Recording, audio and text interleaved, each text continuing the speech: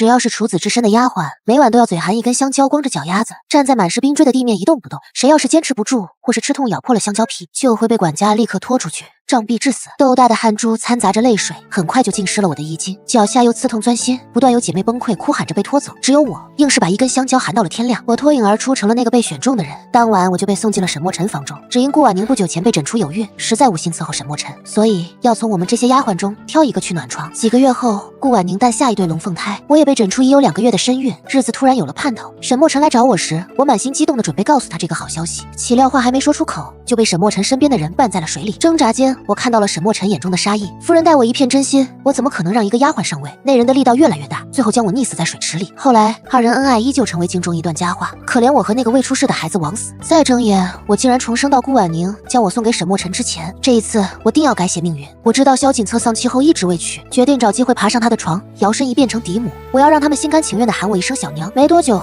顾婉宁被太医诊出有孕，沈墨尘匆忙回来，就在路过我之时，目光在我身上停顿了片刻，那目光黏腻的让人不适。不久之后，屋内便传来顾婉宁的娇嗔与沈墨尘的轻哄声，远远听着当真是恩爱。不过沈墨尘走后，顾婉宁身边的贴身丫鬟柳翠儿就开始碎骂：哼，瞧瞧，陛下前脚一走，你就露出狐狸尾巴了。哪家好人家的姑娘，一天天装的那副模样，胸脯挺的衣服都快撑开了，不知羞耻。还有那身段模样，青楼里的药姐都没你够人。呸！屋里顾婉宁叹了口气，让她不可胡言乱语。很快，顾婉宁就唤我进了屋，我垂着头跪在地上。顾婉宁打量了我好半晌，才笑盈盈的开口：哎呀，素凝霜，你真是有福气的人呢。这福气我可不敢再要了。上一世说完这话没多久，我就成了沈墨尘的暖房丫鬟。溺水的滋味太过难受，我可不想再体会第2遍了。顾婉宁怀孕后，沈墨尘日日都来看她，可每次过来时，目光都会在我身上流连，有时候是落在我的脸上，有时候是落在我的胸脯上，还有时候是落在我的腰上。那目光看得我心颤不已，看得出来他对我的模样和身段都十分满意。每当这个时候，柳翠儿都会恶狠狠地瞪着我。等沈墨尘走后，再啐一声虎妹子。顾婉宁虽笑得贤惠，但眸中却带着冰冷。上一世我怎么就傻傻的以为顾婉宁是真的贤惠，不会介意我的存在呢？那隐藏在笑容里的分明是明晃晃的杀意。不能再这么下去了，再过2日，沈墨尘就会将我拽入房中。可作为一个丫鬟，我的卖身契还在顾婉宁手上，想要摆脱被挟制的命运实在艰难。恰巧这时，外面传来人激动的声音：少夫人，国公爷打胜仗了，明日就会班师回朝。什么？太好了，他终于要回来了。国公爷，我捏紧手指，忽然有了主意。萧锦策是沈墨尘的父亲，如今不过32岁的年纪，他一直未曾续弦，后院连个侍妾都没有。成了他的人，就不会再有人刁难我。哪怕是顾婉宁和沈墨尘，也不能越过国公爷去。更何况沈墨尘并非他亲生，沈墨尘的父亲曾是萧锦策的下属，跟随他行军多年，不幸丧命。妻子得知消息后，没挺过来，也跟着去了。当时沈墨尘只是个几岁的孩子，无人照料，萧锦策干脆将他接进府中，收为义子。这么多年来，国公府内就这么一个少爷。顾婉宁听说国公爷要回来，十分高兴，他对这个公公十分尊敬。第2日一早就叫柳翠儿梳妆打扮。小姐，您如今有了身孕，国公爷得知一定高兴坏了。等您给他生了大胖孙子，没准就去宫中请指封公爷做世子了。顾婉宁笑容更深，轻轻抚摸着肚子，一脸期待。我在旁边垂眸不语，可惜要叫他失望了。上一世萧锦策一回来就去宫里赴宴了，顾婉宁等到天黑也没等到他回来。不过这倒是方便了我。顾婉宁很不喜欢我这张脸，没多久就将我打发出去了。我干脆回了住处，将这些年攒的银子都拿了出来，悄悄去暗中打点，终于问出了萧锦策回来会走哪条路。天色暗下来之后，我拎着一盏灯，站在萧锦策回去的必经之路上，身上衣衫十分轻薄，有风吹过，叫我身子忍不住冷得颤了颤，心中也开始打鼓。萧锦策身居高位，听说京中不少贵女都想嫁给他，爬床的更是不在少数。只不过这位也不近女色，而那些爬床的也都被打了板子，叫人牙子，贩卖出府去了。我越想心中越怕，忍不住手脚都开始发软，最后心一横，不管了。今日要是不成功，明日叫沈墨尘要了身子，日后也是难逃一死，还不如试上一试。就算叫人牙子发卖了，没准在府外还能磨得一条活路。等了约莫半个时辰，前面终于缓缓走来一人，借着月光瞧过去，男子30岁左右的年纪，身材魁梧有力，正大步流星地朝着这边走来。我有些腿软，这瞧着似乎能一拳头打死我，这应当就是国公爷了吧？他身边没有旁人，我心一横，咬咬牙，提着灯朝着他的方向走过去，装模作样地摔倒在他怀里。他身上硬邦邦地撞得我生疼，疼得泛起泪花。萧锦策垂眸看着我，你是何人？我强行镇定下来，想着先前在书上看到的勾搭男人的法子。我咬咬牙，仰头红着眼看向他，你又是何人？别过来！然后心一横，红着脸假模假样的挣扎起来，身上轻薄的衣服本就叫我前胸撑开了一些。萧锦策垂眸盯着我，目光愈发幽深，攥着我腰的手也越来越紧。他看了我半晌，扯了扯嘴角轻笑，小丫头胆子挺大，敢勾引我。柳翠儿说的没错，我天生是个做狐妹子的料。上一世跟了沈墨尘几个月，我最是知道男子喜欢什么。来之前，我喝了几杯桃花酿，大约是酒壮怂人胆。我醉眼朦胧地看着他，心中的害怕也散了几分。我佯装什么都不懂，却尽显媚态，将3分醉意装成7分。萧锦策终于叫我勾起了几分兴致，不过他并没带我回住处，而是去了他小歇的地方。我几乎一夜没睡，天没亮就赶去伺候顾婉宁。进了屋才发现，沈墨尘昨夜也宿在顾婉宁处。顾婉宁面带羞红，二人耳鬓厮磨，好不恩爱。自打顾婉宁有孕后，沈墨尘已经许久没有宿在这里了。我明显的发现，沈墨尘看我的目光比往日更加火热了。昨夜过来，他们2人似乎达成了某种协议。伺候沈墨尘洗漱的时候，他还惊异间捏了下我的手，笑容意味深长。我惊慌地抽出手，扭过头便看到顾婉宁捏着帕子，冷冷地盯着我瞧。等沈墨尘走后，他就梳洗打扮好，准备给萧锦策请安去了。他叫我端着滚烫的鸡汤同他一块去，一路上手心的灼热叫我痛苦不堪，哪怕我的手被烫得红肿起泡，也仍旧紧紧端着碗。碗是御赐的，鸡汤是上好的，这些东西若是摔了，我一个丫鬟拿命都赔不起。顾婉宁见我白着脸，一声不吭，笑容更加深了。她笑着夸赞我是有福气的。旁边柳翠儿瞪了我一眼，不过是端了碗鸡汤，像是要了你的命似的，不知道的还以为你才是小姐呢。一个低贱的丫鬟而已，也就是我们小姐心善，不然就你这副狐梅子模样，早就叫人给杀了。我低头不语，柳翠儿骂完仍旧不解气，一巴掌甩在我的脸上，脸被打得一偏，手上不稳汤洒了一些，瞬间烫红了我的手背，我疼得红了眼，才没将这碗鸡汤送公。不可放肆！柳翠儿被我娇宠坏了，莫要气恼。我垂眸，柳翠儿姐姐肯教训我，是我的福气。顾婉宁笑容愈发满意，还说我是个懂事的。柳翠儿继续小声催骂。到了萧锦策的院子，就见院内有许多侍卫。刚走进去，就听见萧锦策身边的徐管家正问话：“要找的人可有着落了？”我心头一跳，没等侍卫回话，徐管家就瞧见了我们。他目光落在我身上，表情有些耐人寻味，然后领着我们向萧锦策的房间走去。我有些疑惑，上一世萧锦策一早就出门办事去了，顾婉宁并未见到他，没想到这次萧锦策并未出去，我心头狂跳。一进门我就察觉到一道带着压迫性的目光落在我的身上，我不敢抬头，按照顾婉宁的吩咐将鸡汤放下，低着头往后退去。忽然一道略带冷意的声音响起：“站住！”我惊慌失措地抬起头，只见萧锦策眸子微眯，正直勾勾地盯着我，神情耐人寻味。早上我醒来之时，萧锦策还在睡觉。昨夜我借着醉酒爬床，他并没问我是哪里的丫鬟，我也假装不知道他的真实身份。作为一个酒后乱性的小丫鬟，我不能留下，第一反应应当是仓皇离开。如今算是我第一次正式见到国公爷，我立即呆愣在原地，面上露出恰到好处的惊恐神色，然后扑通一声跪在地上，颤抖着声音：“奴婢见过国公爷。”我低着头，白着脸，身子发颤，俨然一副惊慌失措、害怕极了的模样，而头顶那道微冷的目光也逐渐缓和几分。顾婉宁蹙眉看我一眼，眸间带了几分不悦，随后面色如常看向萧锦策：“公公可是有什么不妥？”萧锦策忽然起身缓步走到我面前，当着众人的面直接说了一句：“原来是你啊！没什么，这丫鬟倒是个能忍的，手都烫成这样了。”他抬眸看向一旁的徐管家，徐管家立即点头，叫人给我包扎。我跟着徐管家叫来的丫鬟离开。顾婉宁的目光中带着几分冷意，而柳翠儿则是满脸记恨地瞪着我。顾婉宁请完安后，我的手恰巧包扎好了。萧锦策什么都没提，我更不敢问，怕露馅，只默不作声地跟着顾婉宁回了住处。一路上心里直打鼓。顾婉宁看了我一眼后就回了屋子。柳翠儿心里憋着气，狠狠地给了我一巴掌，怒骂我这种贱蹄子岂是能消享国公爷恩宠的，还说若不是看在小姐的面子上，我早就被撵出府去了。我捂着脸跪在地上，死死咬牙，心中不禁悲凉。国公爷这是不打算收了我算是爬床失败了。难道这一世还是逃不过给沈墨尘做暖床丫头的命运？柳翠儿罚我跪了2个时辰，最后还是顾婉宁怕我跪坏了膝盖，叫沈墨尘觉得他苛责下人，有损他贤惠淑良的好名声，才制止了柳翠儿，还叫柳翠儿给我的脸和手上上药。等晚上的时候，沈墨尘就来了，我跟柳翠儿伺候着顾婉宁与沈墨尘用晚膳。沈墨尘目光频频落在我身上，目光中带着的急切叫我浑身不适。顾婉宁面色含笑，不经意地看了我一眼，柳翠儿是一直恶狠狠地瞪我，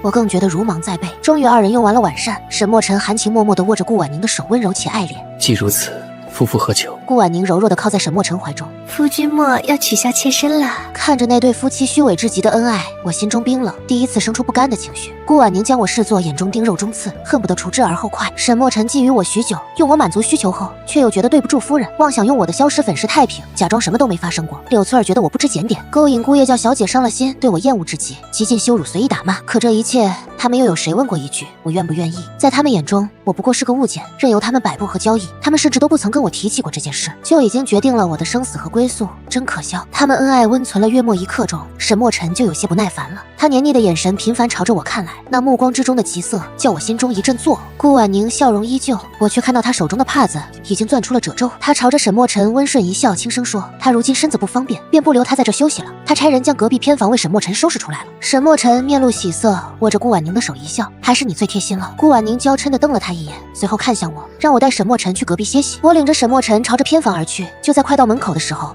沈墨尘忽然冲上前，将我用力搂在了怀中，我吓得脸都白了，挣扎着惊叫：“你这是干什么？”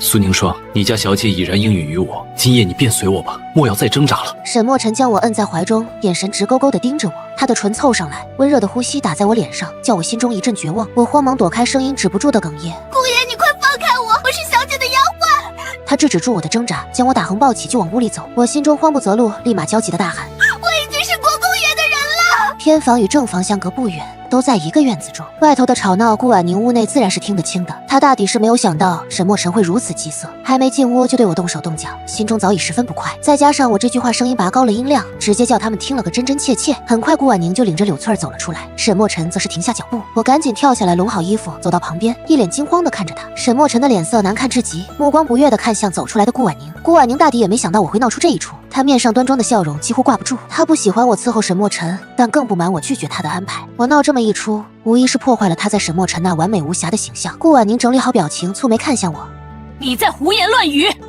什么？今日的教训还没受够吗？居然还敢撒谎，还想攀附国公爷！”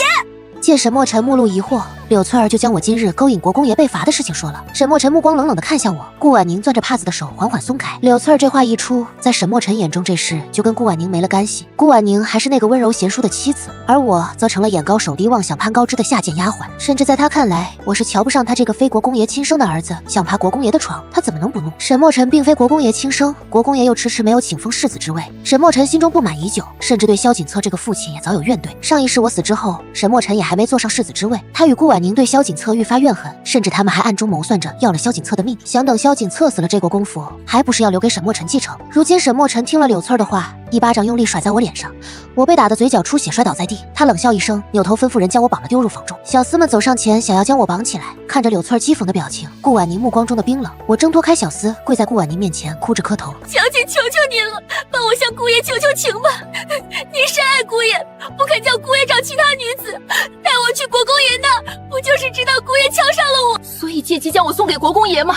如今我已经是国公爷的人了，不会再碍您跟姑爷的眼了，您就放过我吧。”我话说完，沈墨尘的脸色变得更难看了，他满脸阴沉地看向顾婉宁，目光中带着浓浓的失望。我知道这根刺已经成功扎在了沈墨尘的心里。顾婉宁脸色有些发白，她刚要说话，萧锦策身边的徐管家忽然来了。徐管家是奉了国公爷的命令，叫人接我过去。我看着顾婉宁强颜欢笑的脸，还有沈墨尘看向顾婉宁目光中的一抹阴沉，心头一松，瘫软在地。我低下头，隐去畅快的笑意。真好，我赌赢了，不枉费我昨夜忙活了一宿。我跟着徐管家去了萧锦策的院子，这次给我包扎的是那个叫徐连月的丫鬟，徐管家的亲生女儿。萧锦策有事要出去几天，我去的时候他已经走了。听说那日我走了以后，沈墨尘没走，而是将柳翠儿拽进了屋子，强行要了她。不同于上一世的我，柳翠儿不是同房丫鬟，而是被沈墨尘提为了姨娘，还搬去了别的院子。自此之后，沈墨尘夜夜都宿在柳姨娘的院子。萧锦策回来的时候已经是5日之后。萧锦策低头，目光沉沉地看着我，压迫感十足。我跪在地上，乖顺地低着头。奴婢吃醉酒，玷污了国公爷，还请您惩罚。萧锦策打量我半晌才出声。我用力咬唇，红着眼抬头看过去。萧锦策大概想到了我那夜的模样，眸光稍许暗蓝，他沉声开口：“既如此，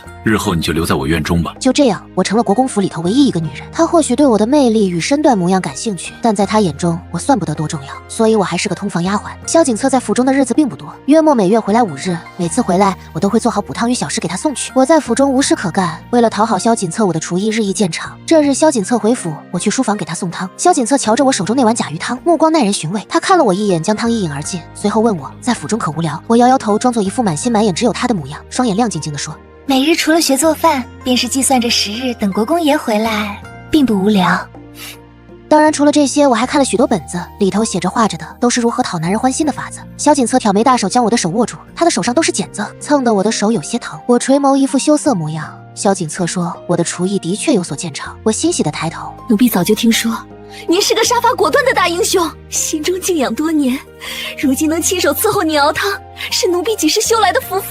他眯了眯双眼，并未说话，只是将我抱起，朝着里间而去。听着他强有力的心跳声，靠在他宽阔硬朗的臂膀上，我轻轻闭上双眼。这一夜，萧锦策格外粗鲁。第二天，我足足在榻上歇了1日。萧锦策一心扑在行军打仗、为国效力上，并不喜男欢女爱，对子嗣并不算执着，不然也不会这么多年来后院都没有妻妾。如今虽说尝到了滋味回来会找我消遣一二，但也并不算沉迷，倒是有一些个蠢蠢欲动的，见我爬床成功想要效仿，但全都被打发了出去。眨眼2月过去，萧景策后院还是只有我一个暖床的丫鬟，我这边过得平淡，顾婉宁与沈墨尘那边倒是热闹极了。车里情深的假象被撕毁，顾婉宁在沈墨尘心目中的贤良淑德形象早已不复存在，他不再对顾婉宁心怀愧疚，渐渐很少去她房中，而是经常去柳姨娘那里。柳姨娘查出身孕比我上辈子更早，她得知有喜后，迫不及待告诉了顾婉宁这个消息。她是个忠心耿耿的，哪怕跟了沈墨尘，仍旧将顾婉宁当做主子。奈何顾婉宁一碗落子汤下去，就叫她没了半条命。当天她就被顾婉宁发卖了出去，就算是妾室，也不过是个下人，主母能够随意发卖。听说那日柳翠儿哭着挣扎着求了许久，被人牙子带走的时候，身下还染着血。沈墨尘回来后大发雷霆，同顾婉宁大吵一架。顾婉宁动了胎气，孩子险些没保住。再后来，沈墨尘一房接着一房的纳妾，很少再去他的房中。上一世虐力情深的二人，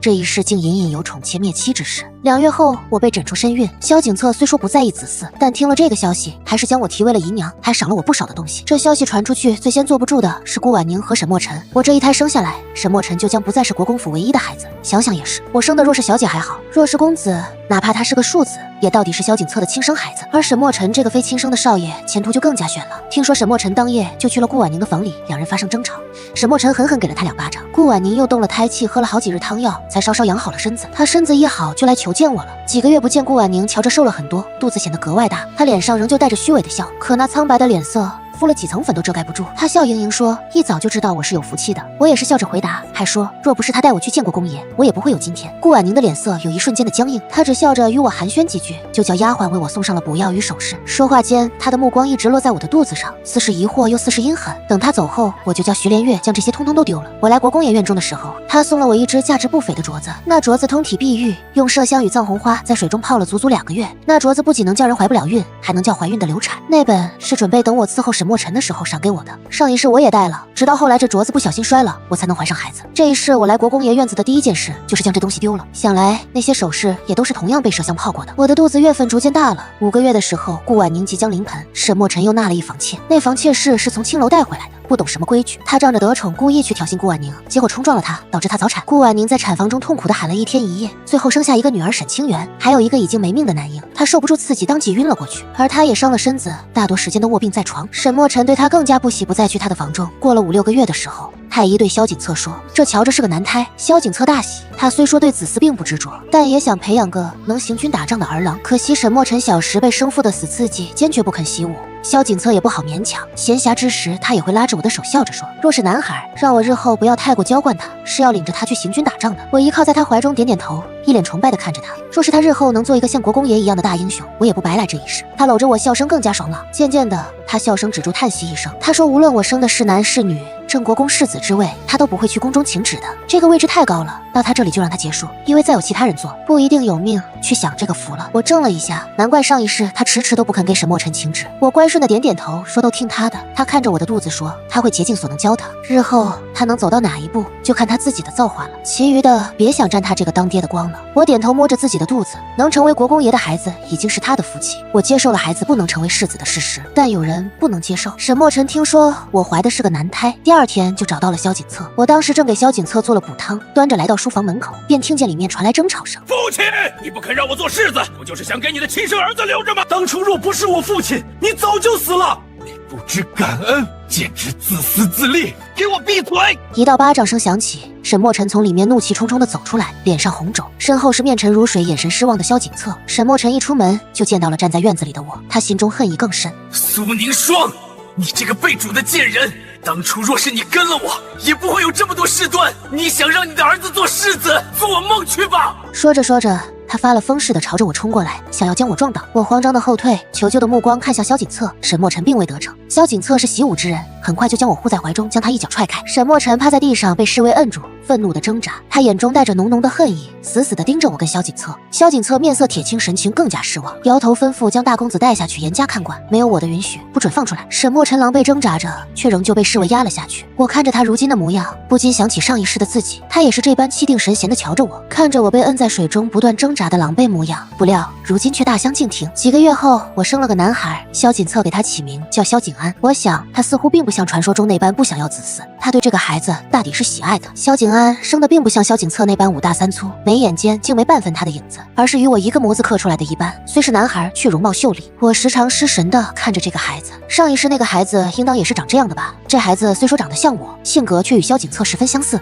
自小是个爱舞刀弄枪的。他3岁那年，萧景策就开始亲自教导他了，我心疼得紧。但他小年纪从不喊苦喊累，倒是叫萧景策十分满意。萧景安5岁那年，顾婉宁拖着多年的病体病逝，只留下一个6岁的女儿沈清源。我瞧着那孩子实在可怜，就将他接到身边来，与萧景安一起养着。沈清源也是个苦命的，顾婉宁生下他后身子就不好了，再加上沈墨尘早已与他离心，他每日活得愁苦，渐渐的就将气全都撒在了沈清源身上，恨当初生下的不是儿子，而是这个赔钱的女儿，更恨孩子拖垮了自己的身体。若不是怀了孕，他的夫君也不会不进他的房中，更不会忍着苦楚给他找通房丫鬟。若是没有通房丫鬟，那么一切也不会变成如今这般模样。他似乎是魔怔了，将所有的苦难来源都归结在了这孩子身上。沈清源自小被生母打骂羞辱，被下人欺凌，父亲对他不闻不问，就连妾室都不拿他当回事。这孩子来的时候瘦瘦小小的一团，竟比5岁的萧景安还矮了一头，眼神怯生生的不敢大声说话，连饭菜都不敢多吃。养了几个月，他终于能腼腆的笑着喊我姨娘。沈墨尘被萧景策关了5年多，终于有了回忆。他在侍卫面前哭得一把鼻涕一把泪，求见萧景策一面。我仍记得他上一世是如何筹谋要害死萧景策的，他绝不是真心悔改，但萧景策仍旧没对这个义子死心，答应去见他。我看着萧景策出神的想，